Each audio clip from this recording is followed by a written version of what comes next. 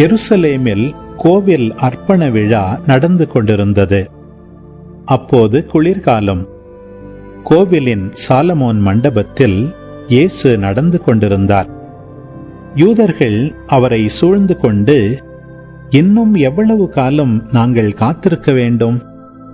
நீர் மெசியாவானால் அதை எங்களிடம் வெளிப்படையாக சொல்லிவிடும் என்று கேட்டார்கள்.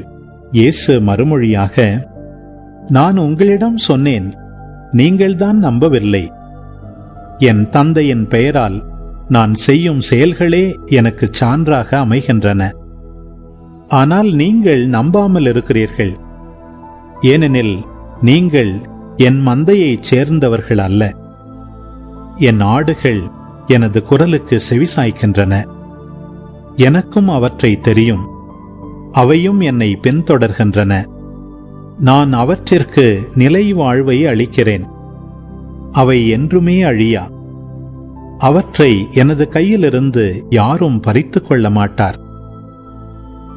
அவற்றை எனக்கு அளித்த என் தந்தை அனைவரையும் விட பெரியவர். அவற்றை என் தந்தையின் கையிலிருந்து யாரும் பறித்துக் கொள்ள இயலாது. நானும் தந்தையும் ஒன்றாயிருக்கிறோம் என்றார்.